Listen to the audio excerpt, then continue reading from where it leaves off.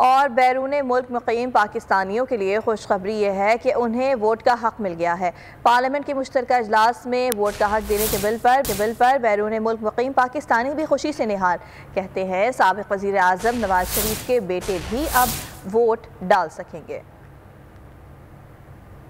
दुनिया जानती है कि इलेक्ट्रॉनिक वोटिंग सिस्टम एक ऐसा सिस्टम है कि जिसके अंदर धांधली के चांसेस बहुत ही नहायत ही कम रहते हैं।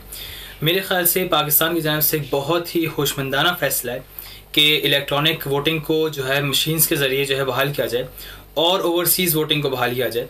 तो ये एक बहुत अच्छा अमल है क्योंकि ये पूरी यूरोपियन यूनियन, रशिया और अमेरिका में पहले से मौजूद है।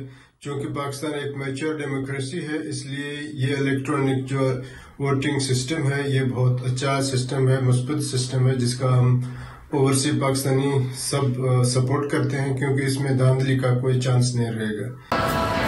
हम पाकिस्तान से मोहब्बत करते हैं, इसलिए इसके इंतखाबी अमल में इसका हिस्सा भी बनना चाहते हैं। लेकिन पाकिस्तान आकर वोट कास्ट करने में बहुत सारा पैसा और वक्त लगता है, इसलिए सिर्फ चंद सौ अफराद ही ये अमल कर पाते हैं, जबकि लाखों ओवरसीज़ पाकिस्तानी इस अमल से महरूम रहते हैं।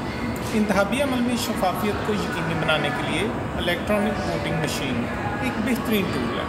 और इलेक्ट्रॉनिक्स मशीन जो है ये एक अच्छा अमल है क्योंकि यूरोपियन कंट्रीज़ में जो है वो इलेक्ट्रॉनिक्स मशीन यूज़ हो रही है और उसमें ये जो धांधली है, ये जो चीटिंग है, उसकी गुंजाइश बिल्कुल नहीं है।